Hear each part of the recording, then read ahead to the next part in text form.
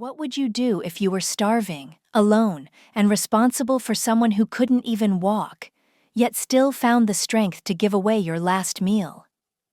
She sat under the old mango tree, dust clinging to her faded dress, holding a small black nylon bag that contained the only meal she could afford. Sophie was just a poor girl, young, exhausted, and forgotten by the world. Yet even in her silence, she carried the weight of a life that had changed too soon. Her younger brother Caleb sat at home on a wooden mat, staring out of a cracked window. He couldn't walk properly since the accident that took both their parents away. Wooden crutches now served as his legs, and Sophie, still just a girl herself, had become his caretaker, his provider, and his only family. They hadn't eaten since yesterday. And yet, when an old woman appeared, ragged and weak, asking for a bite of food, Sophie's heart broke in two. This is where her story truly begins. Not in comfort or success, but in a moment of hunger and a decision of compassion. She looked down at her trembling hands, clutching the warm plate meant for Caleb. Her lips quivered as she whispered, "I'm sorry. It's for my brother." But when the woman turned away, defeated and in pain, Sophie felt something stir deep inside. Despite her own suffering, she knelt beside the woman and handed her the food, whispering, "Take it." She didn't do it for praise. No one was watching. She simply couldn't let someone else suffer when she had the power to help, even if it meant her brother would go hungry again. Back at home, Caleb's eyes lit up with hope as Sophie entered. But when she told him what she had done, his smile faded. "But I'm so hungry, Sophie," he said, voice weak, body trembling. She pulled him into her arms, holding him close as silent tears streamed down her cheeks. "I know," she whispered. "I know." She had nothing, no money, no food, no family, only a brother who depended on her and a world that didn't seem to care. And yet, in the middle of all that darkness, she chose to give. This wasn't just a tale of poverty. It was the story of extraordinary strength hiding in an ordinary girl. Sophie didn't need a cape to be a hero. She had love. She had grit.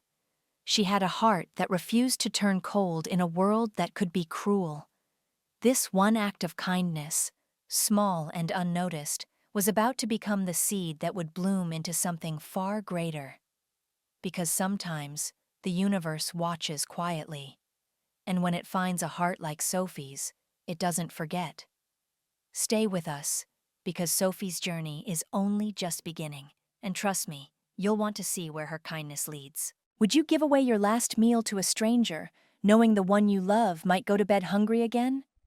It was just a single meal, packed in a small black nylon bag, still warm and giving off a faint smell of rice and stew. To anyone else it might have seemed ordinary, but to Sophie, it was everything. She had walked under the burning sun, her feet coated in dust, just to buy that food.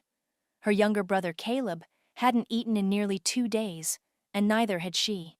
His legs, once strong, had grown weak and crooked after the accident that took their parents. Now, crutches were his only means of moving. Sophie had promised herself she'd find something to feed him today, no matter what. And somehow, she did. But just as she prepared to return home, fate placed someone else in her path. An old woman appeared by the roadside, tattered clothes, bare feet, eyes sunken with hunger. Her voice was barely a whisper as she looked at Sophie and said, "My daughter, I haven't eaten since yesterday. Please." The old woman pointed to the bag Sophie held. In that moment, time seemed to freeze. Sophie's hands tightened around the meal. She was torn. This wasn't just food, it was her brother's hope, her sacrifice, their only meal for the day.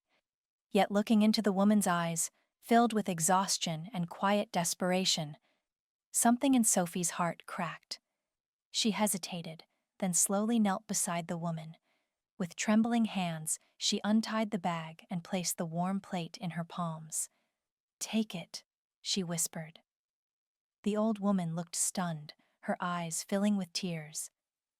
God bless you, child, she said, voice shaking. Sophie didn't answer. Her throat was tight. Her heart was racing. As she stood up, she felt a strange warmth inside, one that defied the hunger clawing at her belly. When Sophie got home, Caleb's eyes sparkled with expectation. "Did you bring the food?" he asked, sitting up. Sophie looked down, unable to meet his eyes. "I did, but I gave it away," she said softly. His smile faded. "But I'm so hungry, Sophie." She knelt down beside him, holding him close. "I know, Caleb. I know." Her voice broke as tears streamed down her face. She was hungry too. She was so tired. I couldn't just walk away. Caleb leaned his head on her shoulder. He didn't say anything more. What Sophie didn't know was that this single act of selflessness, choosing to feed someone else in the middle of her own suffering, was the very beginning of a miracle. The old woman she helped wasn't just any poor soul, and that small moment of giving would soon open a door to a life Sophie never imagined possible. Sometimes, it's in the quietest choices that the loudest blessings arrive. And as Sophie's story unfolds, you'll see that one act of kindness has the power to rewrite destiny. So don't go anywhere, because the woman Sophie helped is about to change her life forever. What happens when life keeps knocking you down, even when you're doing everything right just to survive? The sun beat down without mercy, turning the dry earth into a cracked canvas of dust and heat. Sophie's legs trembled under the weight of the heavy buckets she carried, one after the other, across the wide construction site. Her job wasn't glamorous, just fetching water, filling up drums, wiping sweat, and blending into the background.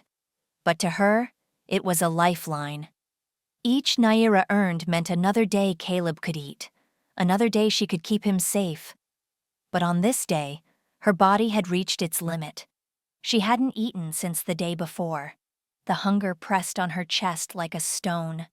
Her vision blurred, her hands shook, and no matter how she tried to push through it, her strength gave out. She staggered toward a tree near the edge of the site, dropped her bucket, and collapsed onto the ground. Her breath came in short gasps. The ground was hot beneath her, but she leaned against the tree, eyes fluttering shut. "Just a moment," she whispered to herself. But that moment stretched longer than she realized. When she opened her eyes again, it was to the booming voice of her supervisor, Mr. Amos, standing over her. "So you're sleeping when others are working?" he shouted. Sophie jumped up, heart pounding. "I'm sorry, sir. I didn't mean to. I was just tired," she said, her voice shaking. Her dusty clothes clung to her skin, soaked in sweat. Her lips were dry. She looked like someone barely holding on. But Mr. Amos wasn't listening. He laughed, a cruel, bitter sound, and waved her off like she was nothing. "Lazy girl," he barked. "Leave my sight this minute. You won't get a dime from me." Tears welled in her eyes, but Sophie didn't fight back. She couldn't. Her body was too weak, her spirit even weaker. She turned and walked away, head low, every step heavier than the last. The world blurred through her tears as she made her way back home. When she reached their small wooden room, Caleb was waiting by the window. The moment he saw her face, he knew something was wrong. "What happened?" he asked softly. Sophie sank to the floor and covered her face. "I lost the job," she whispered. Caleb crawled toward her on his wooden crutches and held her hand. "What will we do now?" he asked, voice trembling. Sophie had no answer. The silence between them was heavy, like the weight of the entire world had collapsed into their tiny room. That night, while Caleb slept with his arms wrapped around an old pillow, Sophie sat awake, staring at the ceiling. A drop of water fell from the rusty roof, hitting the floor beside her. She looked at her brother, then closed her eyes and whispered, "God, please help me. I don't know what else to do." She didn't know it yet, but losing that job was not the end. It was the setup for something greater, a turning point hidden in heartbreak.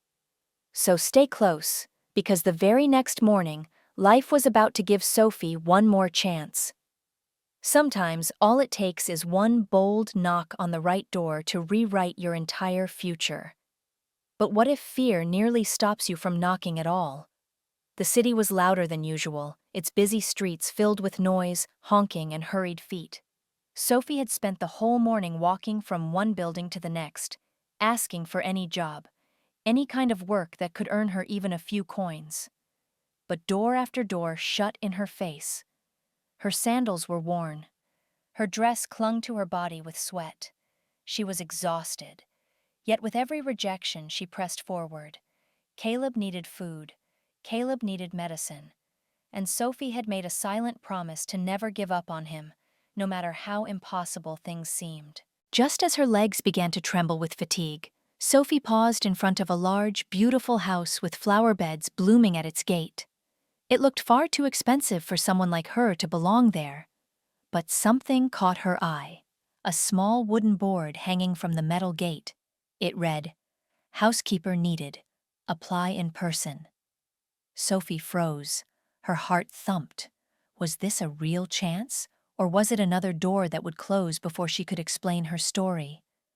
She stood there for a long moment, battling her own fear.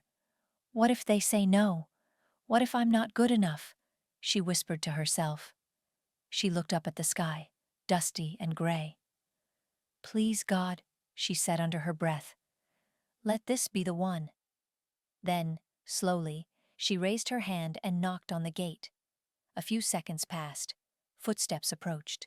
The gate creaked open to reveal a stern-faced security guard in a brown uniform. He looked at her from head to toe, eyes filled with suspicion. "Yes, what do you want?" he asked. Sophie swallowed hard. "I saw the sign, sir," she said politely. "I'm here for the housekeeper job." The man narrowed his eyes. "The boss isn't home," he said. "Come back tomorrow before 8. Sophie's heart dropped slightly. "Please, sir, can I wait?" she asked. The guard shook his head firmly. "No, he doesn't like strangers hanging around. Just come early tomorrow." Sophie nodded slowly. "Thank you, sir. I'll come." As she walked away from the gate, her legs felt heavier, but something inside her, something quiet and stubborn, refused to give up. She clutched her scarf tighter around her head and kept walking, whispering again, "Please don't let me miss this chance." What she didn't know was that the very job she applied for would become the gateway to a life far beyond anything she had ever imagined. A home, a second chance, even love. But at that moment, it was just a board on a gate and a girl with hope in her heart. Because sometimes, when the world turns its back on you, one sign, one step, and one knock can change everything. So don't look away, because what happens when Sophie returns the next morning will surprise even her. What if the stranger you once helped in silence turns out to be the very person fate sends again? Just when you're about to give up? Sophie's feet dragged along the dusty roadside as she made her way back home. Her body was tired, her heart heavier still. The job interview had not happened. Yet again, she was told to come back tomorrow, but even in disappointment, she clung tightly to hope. Just ahead, under the late afternoon sun, she spotted a familiar figure bent forward, struggling with a large sack slung over her back. Sophie's eyes narrowed. Could it be? As she got closer, her heart skipped. It was her. The same old woman she had given food to days ago, the one with tired eyes and worn-out slippers. "Mama," Sophie called out, rushing toward her. The woman paused and turned slowly, panting from the weight of the sack.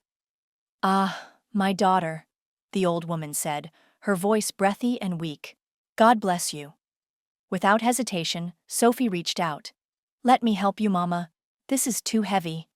She didn't care that her arms were already sore from a long day. She didn't care that she was walking on an empty stomach. Something about this woman, about the way she carried herself, quietly and with dignity, touched Sophie's heart once again. As they walked side by side, Slowly and in silence, Sophie noticed how the woman's hands trembled. Her clothes were still torn. Her steps were careful, as though she was balancing pain with every movement. Sophie looked at her and smiled gently. "Mama, what's your name?" The old woman smiled faintly and said, "My name is Deborah, but people call me Mama D." Sophie's eyes lit up. "That's a beautiful name, Mama D." The woman's lips curled into a quiet smile. "And you, my child?" "My name is Sophie," she answered, her voice soft and proud. Mama D gave a slow nod. "You helped me when you had nothing. Heaven saw that. Good will come to you." Sophie didn't say anything. She just smiled, even as her arms ached under the weight of the sack. Her silence said everything. They continued their walk until they reached the end of the road. There, Mama D stopped and placed a hand on Sophie's shoulder. "How is your brother?" she asked, her voice filled with genuine care. Sophie looked down, her smile fading just slightly. "Still the same. He's been in a lot of pain lately," she replied. Mama D nodded slowly, then said something that would stay with Sophie forever. "You're a child of light. Don't stop shining." Sophie looked into Mama D's eyes and for the first time felt a strange sense of being seen. Not for her poverty, not for her suffering, but for the strength she carried inside. That moment, though simple, felt like a quiet turning point. She didn't know it yet, but this old woman wasn't just someone she helped. She was someone sent to see her, to bless her, and perhaps to change her life. Stay close, because Mama D is not who she seems. And the next time they meet, Sophie's entire world will begin to shift. What if someone was quietly falling for you? Not because of how you looked, but because of how you lived, how you gave, and how you never asked for anything in return. The next morning came softly, with golden sunlight brushing the rooftops. Sophie rose before dawn, dressed in the cleanest outfit she owned, and tied her scarf with careful hands. She kissed Caleb's forehead gently, before stepping outside into the stillness of morning. Her heart pounded as she walked back to the big house with flower beds, where the job of housekeeper had waited overnight like a dream just out of reach. This time, the gate opened without delay. The guard, who now smiled at her, led her in with a simple, "The boss is waiting?" Mr. Sampson was seated in the compound, sipping tea beneath the wide shade of a tree. He was tall, calm, and dressed in a crisp white shirt. When he looked up and saw Sophie, something in his eyes softened. "You're here for the housekeeping job?" he asked. Sophie nodded, standing straight. "Yes, sir." He studied her for a moment, then motioned for her to sit. She answered his questions with honesty and humility. No drama, no embellishment, just a quiet readiness to work. "I'm not offering a live-in job," Mr. Sampson explained. "You come in the morning, clean, do laundry, keep things in order, and go home in the evening. Understood?" "Yes, sir. I can do all that," Sophie replied. He paused, then smiled slightly. "You're hired." That single sentence sent a ripple through Sophie's heart. As she walked out of the compound later that day, her feet barely touched the ground. She had done it. Finally, a job, a steady one. She ran all the way home to tell Caleb, tears of joy mixing with her breathless excitement. The next few days became a rhythm. Sophie arrived early, swept every corner of the house, washed clothes by hand, scrubbed windows, dusted every chair leg, and polished the floors until they reflected the light. She didn't complain. She didn't chat idly. She worked like the house belonged to her. Sometimes, Mr. Sampson would sit outside, pretending to read the newspaper. But in truth, his eyes followed Sophie. Her quiet determination, her steady hands, the way she wiped her forehead with the corner of her scarf and kept going. It moved something in him. She wasn't like the others who had come and gone. She didn't look for shortcuts. She didn't demand. She just gave. One afternoon, after she had mopped the front porch, Mr. Sampson called out softly, "Sophie." She turned quickly. "Yes, sir?" "You're very quiet," he said, "and you work with your whole heart." She lowered her eyes shyly. "Thank you, sir." He nodded. "Keep it up." What neither of them said out loud was that something deeper had begun to grow, rooted in respect, watered by quiet moments, and waiting patiently to bloom. Mr. Sampson didn't understand it yet, but he had begun to admire Sophie not just for her work, but for who she was. And Sophie, though guarded, could feel something shifting too. Stay close, because this simple job is about to lead to something far more meaningful than either of them expected. She wasn't paid to do it. No one asked, but one small gesture would open a quiet corner of his heart that had been closed for years. Evening had crept in quietly, its golden hues casting long shadows across the polished tiles of Mr. Sampson's living room. He had just returned home, shoulders heavy from the day's burdens. His mind was crowded with deadlines, phone calls, and the kind of quiet loneliness that even wealth couldn't soothe. But as he stepped through the front door, something stopped him in his tracks. There, on the dining table, sat a steaming plate of yam porridge, fresh, warm, and gently fragrant. Next to it, a small folded note. "Good evening, sir. I thought you might be hungry after a long day. I hope this helps. Sophie." He stared at it for a moment, almost unsure if it was real. She had never been asked to cook. Her job was to clean and leave, nothing more. And yet, here it was, a home-cooked meal waiting for him, not out of obligation, but out of kindness. He pulled out a chair and sat down slowly, still not touching the food. He looked around, the kitchen spotless, the dishes already washed, and everything in place. She had done all of this, then left quietly, without expecting thanks. Mr. Sampson leaned back in his chair, the note still in his hand. No one had done something like this for him since his personal cook traveled weeks ago, and certainly no employee had ever cared this way. He whispered to himself, "Sophie, who are you really?" That night the meal sat untouched for a long time, not because he didn't want it, but because he was overwhelmed. Sophie had unknowingly touched a part of him that had grown numb. It wasn't the food that moved him. It was the thought, the gesture, the sincerity behind it. The next morning he watched her enter the compound like she always did, quiet, humble, and focused. She greeted the security guard kindly, stepped into the house, and began her routine without fanfare.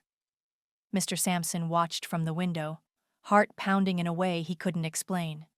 There was no makeup on her face, no flashy clothes, just the simple beauty of a soul that gave even when no one asked for anything. He didn't say anything about the food right away. He didn't need to. Not yet. But something had shifted inside him. Sophie had gone from the housekeeper to something more, a presence, a light. Someone who gave without asking and cared without reason. That small plate of yam porridge wasn't just a meal, it was a message. A silent expression that said, "I see you. You matter." And in a house filled with silence and status, that message spoke louder than anything else. Stay with us, because this isn't just a love story. It's a story about how the smallest acts of goodness can spark a fire in the heart of someone who didn't even know they were cold. What if the woman you once fed in secret, dusty, hungry, and poor, walked back into your life dressed in dignity, as the mother of your boss? The afternoon air hung thick with anticipation. Sophie was wiping the dining table, her hands moving with care, trying to make everything look perfect. Mr. Sampson's mother was coming to visit, and though Sophie had never met her before, she wanted the house to shine. Every corner was clean, every plate arranged, every surface dust-free. She didn't expect anything, not praise, not attention. She just wanted to do her job well. From the corner of her eye, she saw Mr. Sampson walking toward the front door. Then came the knock. Sophie straightened her back and peeked toward the hallway. He opened the door and smiled. "Mom," he said with warmth. The woman stepped in gently, holding a small handbag and smiling wide. But as Sophie caught sight of her face, the rag in her hand slipped and dropped to the floor. Her eyes widened, her breath caught. Time seemed to freeze. It was her. The woman now standing proudly at the doorway was the same old woman Sophie had once helped on the roadside. The same woman she had given her only food to. The same one she had carried a heavy sack for. "Mama D," Sophie whispered, barely audible. The woman's smile faded as her eyes found Sophie. She blinked in disbelief. "Sophie?" she said softly. They both stared at each other, frozen, shocked, hearts racing. Mr. Sampson looked back and forth between them. "Wait," he said slowly. "You two know each other?" Sophie nodded slowly, her voice stuck in her throat. Mama D glanced around the room, then sighed. "Let's sit," she said. "There's something you need to know." They moved into the living room, the air suddenly heavy with something unspoken. Sophie sat on the edge of the couch, her hands trembling. Mr. Sampson stood nearby, arms folded. Mama D looked at him and said, "There's something I never told you. I dressed as a poor woman, on purpose. I wanted to see the heart of whoever you might bring into your life." She turned to Sophie, eyes filled with warmth. "This girl, she didn't know who I was. She had nothing, yet gave me her last food. She helped me without asking why. She gave, not to be seen, but because she couldn't walk away." Sophie's eyes filled with tears as she lowered her head.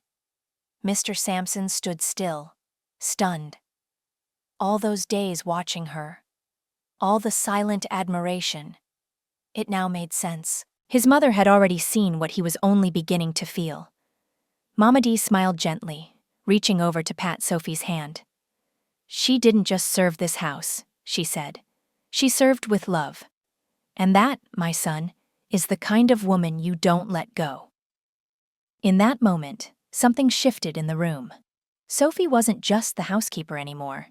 She was the one who had unknowingly passed a test no one told her about. Stay tuned.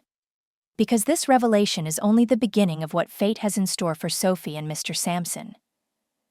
What kind of woman walks away from comfort and admiration, just to make sure her little brother has something to eat before sunset?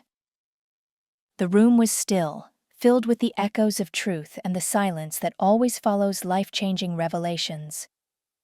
Sophie sat quietly, her hands folded in her lap, tears still fresh on her cheeks. Mama D had just revealed everything, that she wasn't just an old woman in rags, but the mother of Mr. Sampson, the very man Sophie worked for. That the test Sophie had unknowingly passed was never about cleaning or serving, but about character, heart, and sacrifice. Yet as the moment settled and eyes turned to her, Sophie suddenly looked up at the clock on the wall. Her eyes widened. She stood up gently, wiped her hands on her skirt, and gave a small, apologetic smile. "Thank you, Ma," she said softly. "I have to go now. My brother is waiting for me." Mama D blinked, a bit surprised. "But you just found out—" "I know, Ma," Sophie interrupted gently. "And I'm so grateful. Truly. But Caleb hasn't eaten yet today. His leg was hurting this morning. I need to be there for him." There was a pause. Mama D stared at her, moved once again, not by Sophie's words, but by her unwavering sense of duty. Sophie could have basked in this moment. She could have stayed and asked questions, let herself enjoy the warmth of being seen, appreciated, even celebrated. But she didn't. Her priority, as always, was her brother. Sophie turned toward the door. Mama D followed slowly, watching the girl's back with admiration swelling in her chest. At the threshold, Sophie stopped and turned one last time. "Please tell Mr. Sampson I'll be back tomorrow morning. I won't be late." Mama D nodded, placing a hand on her chest. "Be careful, my daughter, and greet Caleb for me." Sophie gave a small nod, then stepped outside. The wind picked up gently as she disappeared down the street. Mama D stood in the doorway long after she was gone, her eyes misty. "That girl," she whispered to herself. "God really brought her for a reason." Inside the house, the light from the setting sun bathed the walls in amber. But to Mama D, the brightest light had already walked out of the room. She returned to the living room, sat quietly, and smiled to herself.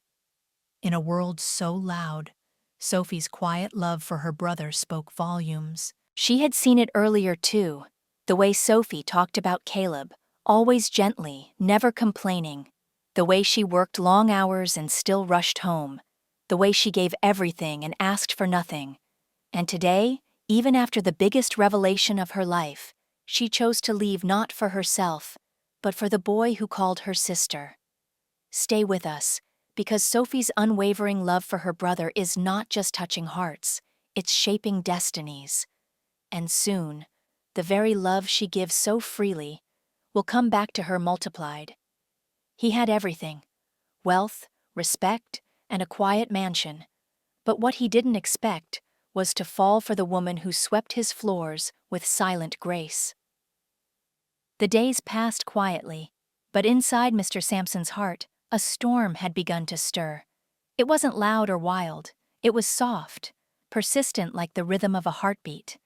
He had watched Sophie every morning as she arrived before the sun fully rose, scarf neatly tied, eyes clear but focused. She never made noise, never asked for attention. She simply walked in, did her work, and left with the same dignity she carried from the first day. But to Mr. Sampson, something had changed. He began to wait by the window, pretending to read, just to watch her walk through the gate. It was no longer routine. It was something deeper. He saw her in small moments, how she wiped down furniture like it was sacred, how she whispered kind words to his mother in the kitchen, how she always asked about people but never talked about herself unless asked. And when she did, she spoke with humility, not bitterness.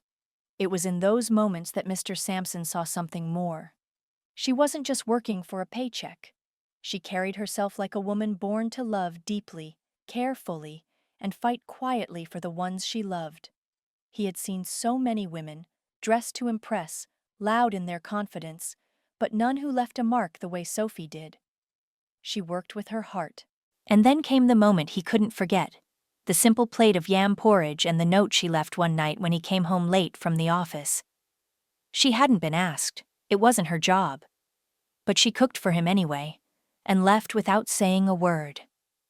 That night, as he sat before the untouched food, something in him broke open. It wasn't just admiration anymore. He cared. He truly cared. And that scared him more than anything he'd faced in business. But while his heart beat faster, Sophie's remained steady.